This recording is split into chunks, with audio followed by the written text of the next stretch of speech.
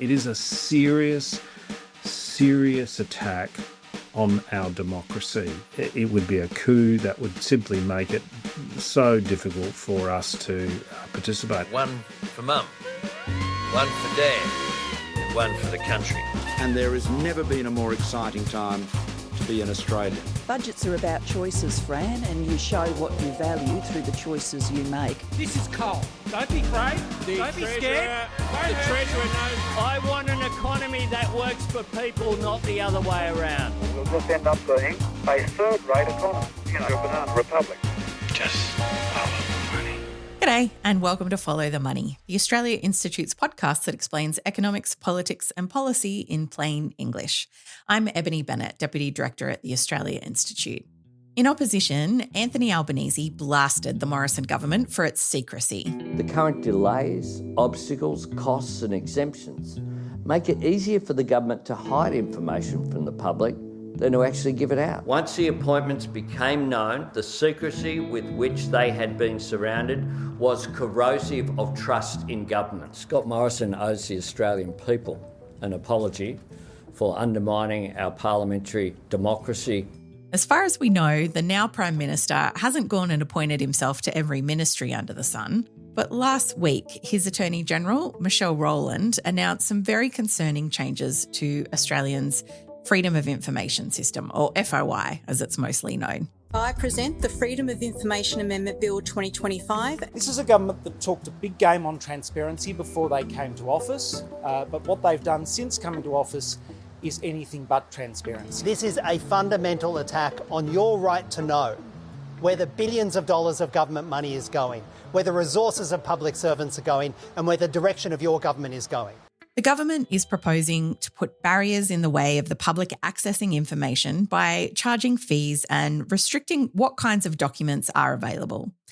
The government claims they're doing this because they're being flooded with vexatious FOI requests. Health Minister Mark Butler even suggested foul play, saying, "We don't know where those requests come from. They may be linked to foreign actors, foreign powers, or criminal gangs." But is that really the case? We couldn't find any spies or gangsters for the show today, but we do have transparency advocate and prolific user of the FOI system, Rex Patrick. Rex is a former submariner and senator for South Australia. G'day, Rex. G'day, Ebony. How are you? Good, thank you. And also joining us today is Bill Browne, Director of the Democracy and Accountability Program here at the Australia Institute. G'day, Bill. Hey, Eb.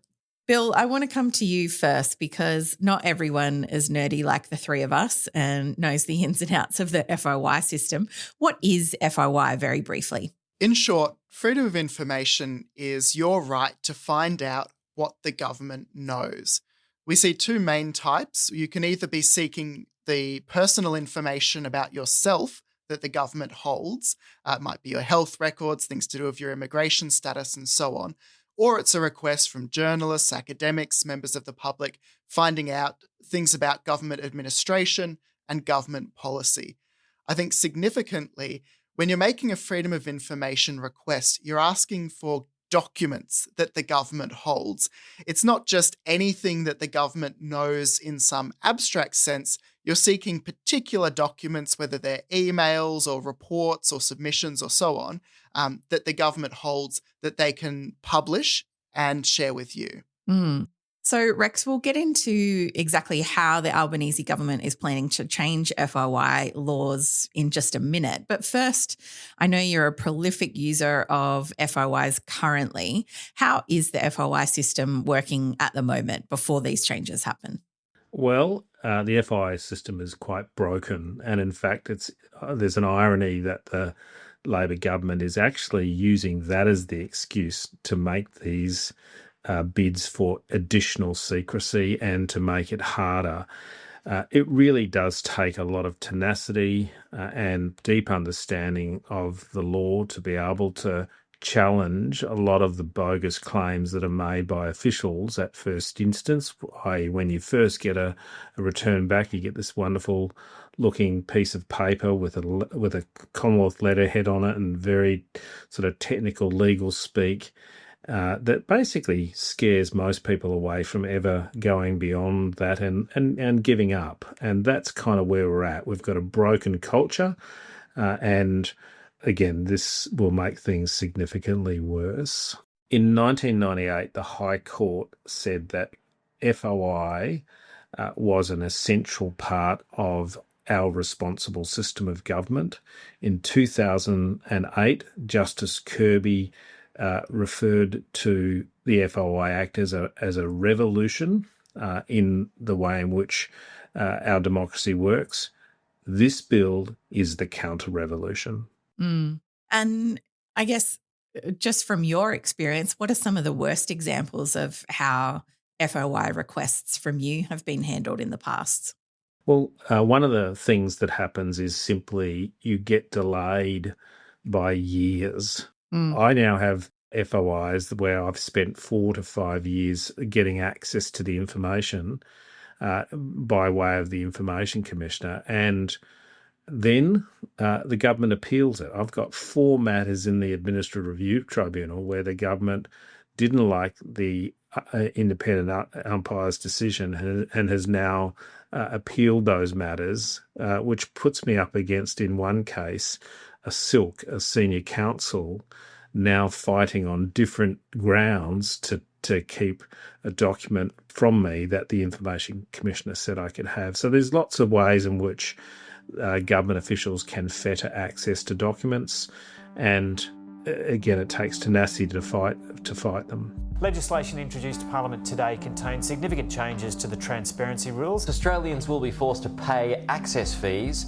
for most Commonwealth documents under new restrictions to freedom of information laws. Attorney General Michelle Rowland says the move is necessary to stop the deluge of requests slowing down government agencies. In one instance, a small agency received nearly 600 FOI requests in a short period of time from an automated generator. That agency was eSafety, whose core mission is to keep Australian children safe online. The legislation will also make it harder to access some documents with tougher rules around cabinet confidentiality. We need to know the basis for decisions.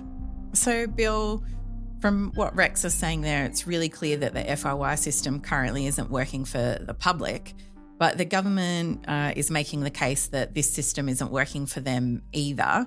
So how is the government proposing to change the FOI laws? What barriers are they going to put in front of applicants? The government's proposing a number of different changes, all of which go in the direction of making it harder for applicants and making the process slower. So a key one is charging a fee to put in an FOI request if your request is for administrative or policy information. In other words, they're still not going to impose a fee on requests for your own personal information. We don't know yet how high that fee will be, but the government's pointed to the fees that are charged at the state and territory level of around $30 to $60. They're also proposing to prevent anonymous and pseudonymous requests coming in. You have to give personal identifying information, even if you're after general information about government policy, which you can imagine makes things a lot harder for someone like a whistleblower to bring to public attention government documents of concern. They're also extending the time period that they have to respond to requests. And one that hasn't gotten much attention yet, but I think is worrying, is that they are reserving the right to refuse an FOI request if it takes over 40 hours to process, or if they anticipate it'll take over 40 hours.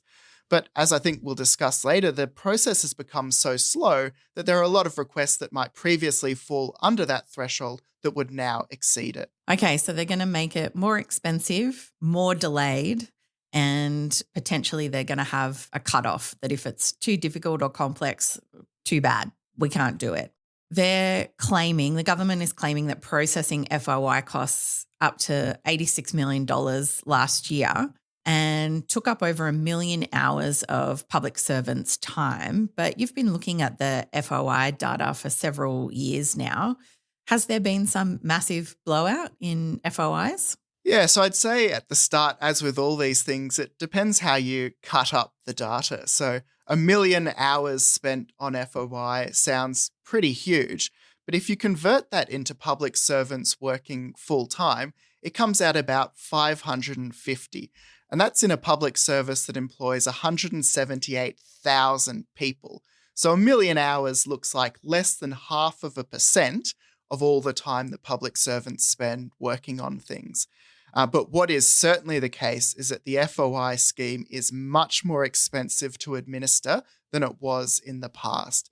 Over the last decade, you hit a peak of about 34,000 FOI requests determined in a year.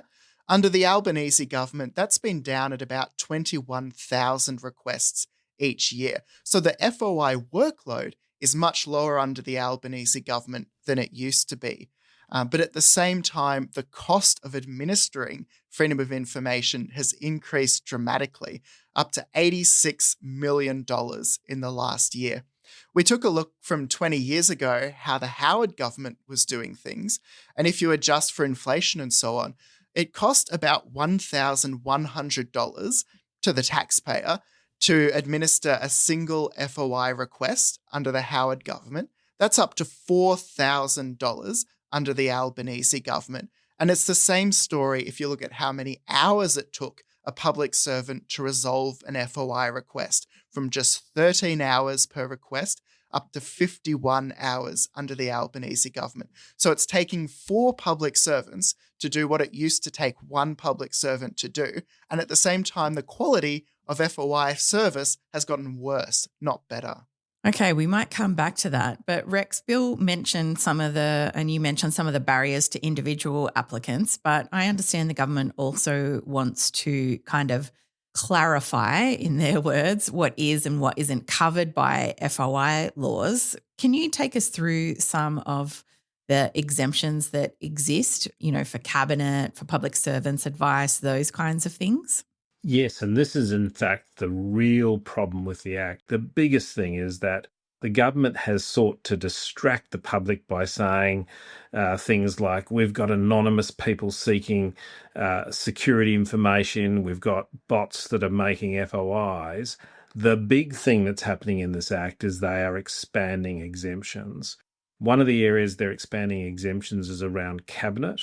Now, cabinet's a creature of convention. You won't find the word cabinet in our constitution. Cabinet confidentiality has only ever been considered appropriate to protect what's called collective responsibility and cabinet solidarity.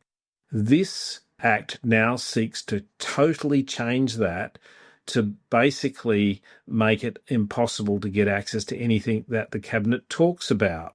So let's just make something up. Let's say that the government decides that after 2027, there are going to be no cars on our roads that don't have either a hybrid engine or an electric motor. Now, you can imagine there'll be all sorts of different views in relation to that. Some people will say that's great, others will say that's terrible, and others will say we need to look into the details.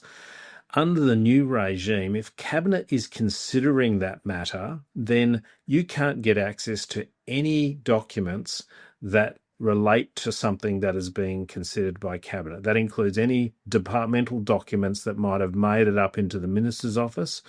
You simply can't get access to them. If there's anything that's been talked about after a Cabinet meeting, even though it doesn't reveal the views of a minister, the Act is now framed up so that you can't get access to it. And the important thing to understand is that Cabinet only deals with important matters, which means, in effect, what they're saying is all the important matters you're not allowed to see.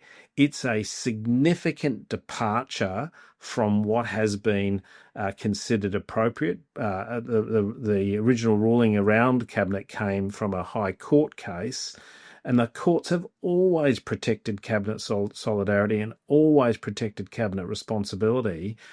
So this is just a blanket attempt to basically make it impossible to scrutinise anything that the government is considering at Cabinet. There's a second amendment that relates also to frank and fearless advice. Now, I put it to you and to the people watching this that fearless advice is not advice that you fear the public seeing. That just doesn't stack up. In reading the provisions, what it's trying to do is basically create an exemption around anything that's controversial, because that's the point at which the public servant will say, well, I don't want to put anything down on paper because this is a controversial matter. The reality is that we should never let a minister act on advice that a public servant is not willing to have scrutinised by members of the public. And between the two exemptions I've just mentioned, so the increase in the scope or the coverage of the cabinet secrecy blanket and the changes to allow advice that is controversial not to be seen, pretty much you won't be able to get access to anything of any significant use. I've made requests around, critical mineral policy, around gas reservation policies, around the McGeehan skate, all of those things where I've got access to information that helps kick along the public debate, will be exempt.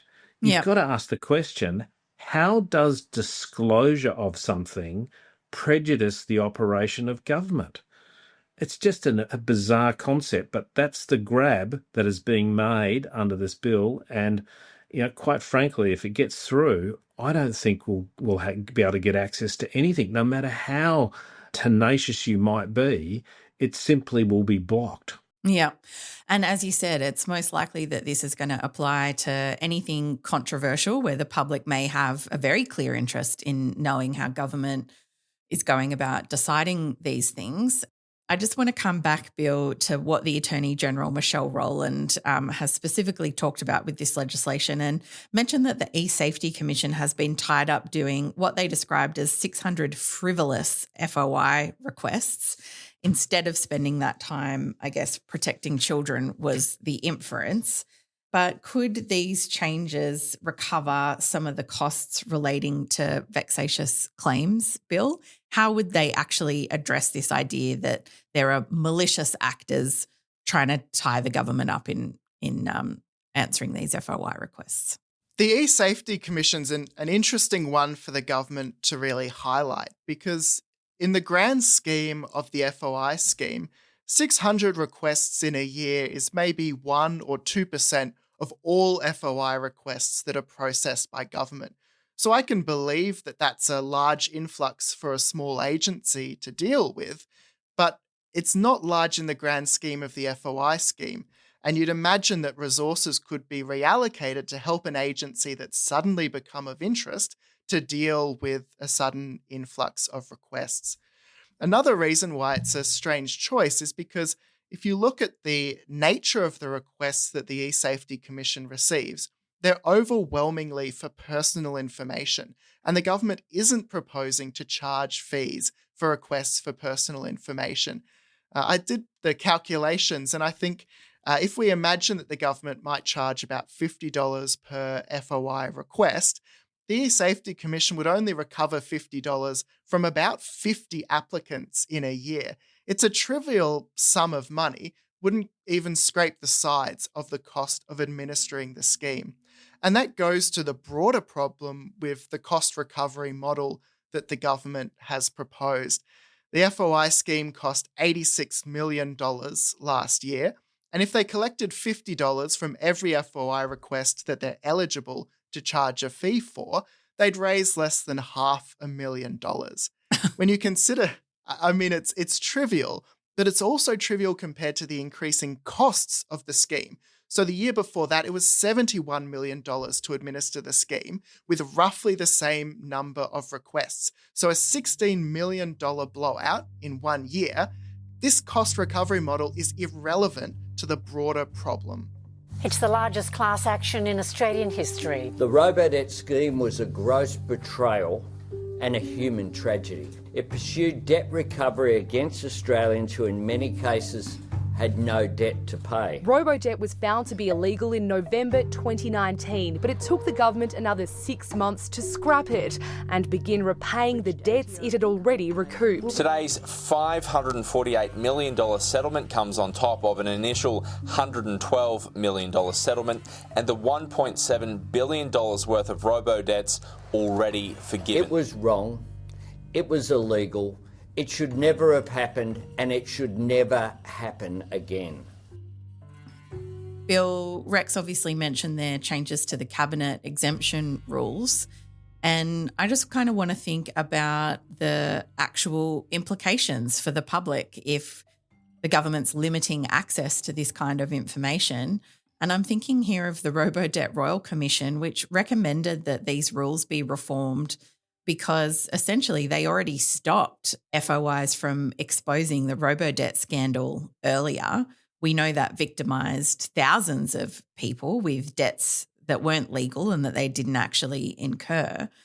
So how can the government make these changes and fulfil its promise to implement, for example, just the recommendations of the Robo-Debt Royal Commission? Aren't they in conflict here? I don't think it's possible to reconcile what the government's doing here with what the Robo-Debt Royal Commission recommended as part of its reflection on how that illegal and immoral scandal ever came to occur in Australia. To read from the Robo-Debt Royal Commission report, journalists, academics and activists attempted to get to the bottom of how robo-debt had come to pass by making freedom of information applications, but they were, in part at least, thwarted by the existence of public interest immunity. The application of the immunity has also limited the Commission's ability to reveal the entirety of the documentation concerning how the original proposal which became robo-debt was passed and what was put to Cabinet thereafter. So these restrictions on Cabinet documents are actively stopping us from figuring out exactly how robo-debt came to be, and by extension, making it likely that something similar could happen in the future. The Robo-Debt Royal Commission wrote, Section 34 of the FOI Act should be repealed. That's the section that handles the cabinet document exemptions, that says simply by virtue of being a cabinet document, this document is not subject to FOI. And there they quite clearly said that that should be repealed, not just tweaked and changed, but repealed. The Albanese government already ruled out making that change. They argued that this wasn't really a recommendation for various reasons of sophistry. But here, the government is actually going in the opposite direction to what was recommended, making it so that even more documents would be subject to that exemption. And that, I think, is unconscionable. Can I just ask you both, maybe Rex, you first? I mean, for a lot of people, maybe they would use FOI, as you mentioned, to access information about themselves and perhaps a case they have or dealings that they have with the government. But for a lot of journalists, whistleblowers, academics and others, it is to try and uncover public information that the public has some right to know about, essentially, that will shed some light on controversial or important public policy issues. Rex, what are some of the things that FOIs have revealed that the public, it becomes obvious in retrospect had a right to know, either from you or anyone else that you can think of? Yeah, look, I need to be really tough on this and say that everything the government does, it does for public purpose and on the public coin. It's not a case where we get a privilege to see information. The case is it's our information. And in actual fact, the FOI Act refers to it as a national resource. And again, critical for getting access to information such that we can participate in decision-making and indeed scrutinise the government. But in terms of the sorts of things that we see under FOI, I worked actually quite closely with the Australia Institute to get access to original briefs around the McGeehan skate that showed some of the truths in the debate. And that was then used to better inform the public. Another example, sports rorts. You might recall when Senator Bridget McKenzie made decisions that overrode Sports Australia, basically using a colour-coded spreadsheet to allocate where grants would go. One of the things Scott Morrison did to try and neutralise concern and address public outrage was to ask the Attorney General to produce some advice about whether or not Senator McKenzie had in fact exceeded the law. Now, he produced a 2-page letter to the Prime Minister that I eventually got hold of. And it showed that actually the Attorney General had just given a political answer, not a legal answer. And I might say that document, that 2-page document, the government spent $540,000 opposing my access to it, which just shows you that. $500,000 to oppose the release of one 2-page document. Yeah, $250,000 a page because the matter ended up going all the way to the full federal court. Again, in the end, they gave up. I keep a track of how much the government spends losing to me, and that number is currently at $1.6 million. That's cases that I've taken on where ultimately I was given access to documents.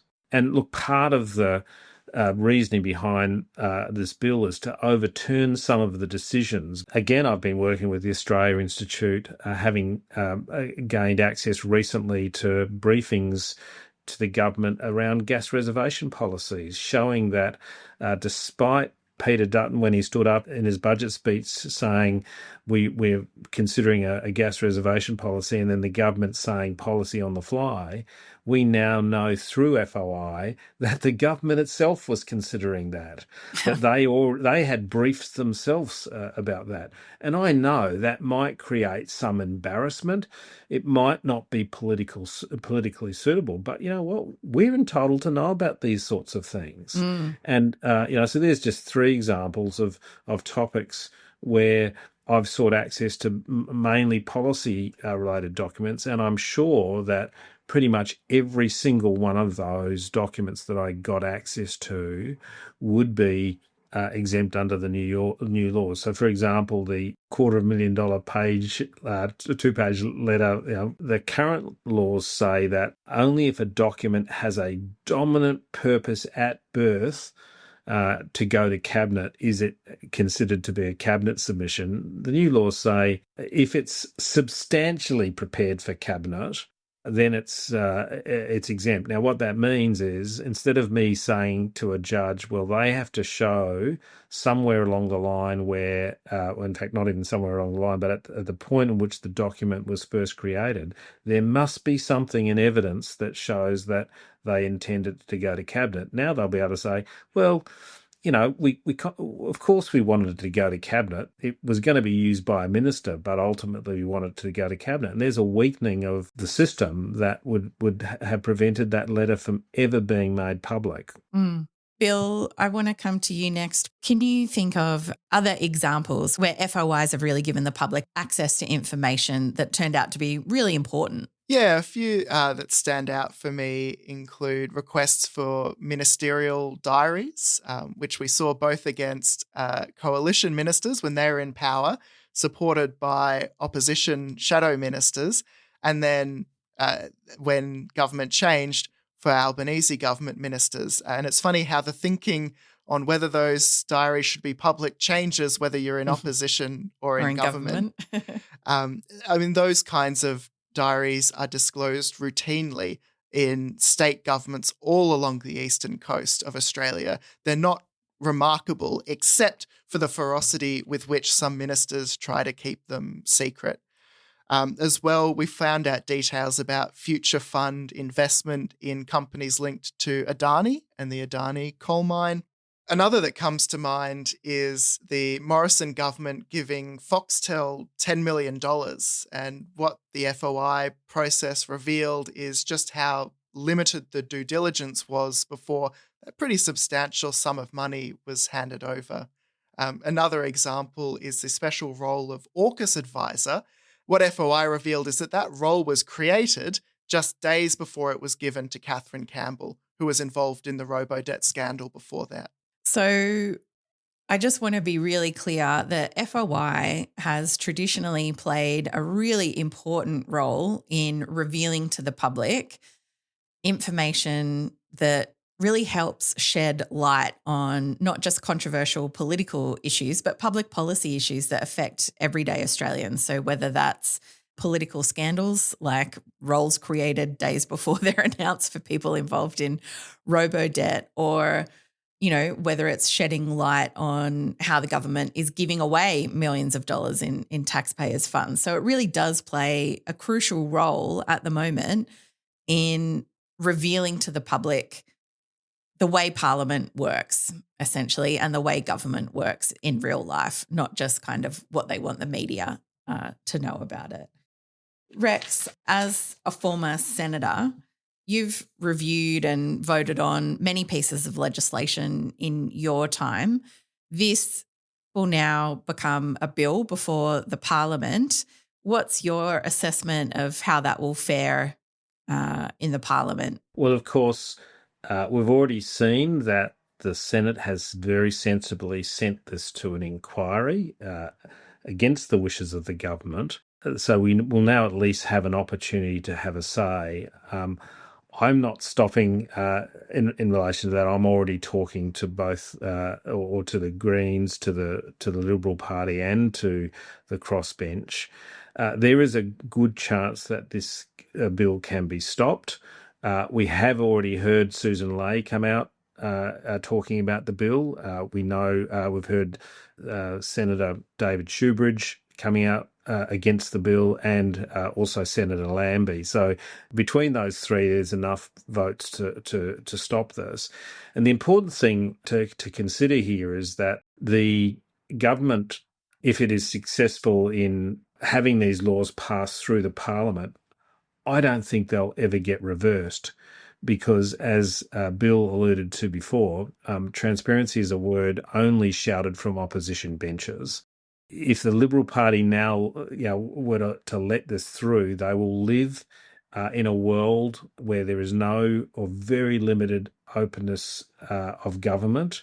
And if they were to manage to get back into government, they'll be very comfortable with the bill at that time. So we've just got to look at this from the sensible position of, without stopping this bill, the public won't be able to get access to the right information, and indeed the members of Parliament won't be able to get access to the right information. It is a serious attack on our democracy. It would be a coup that would simply make it so difficult for us to participate. And that's what makes this so offensive.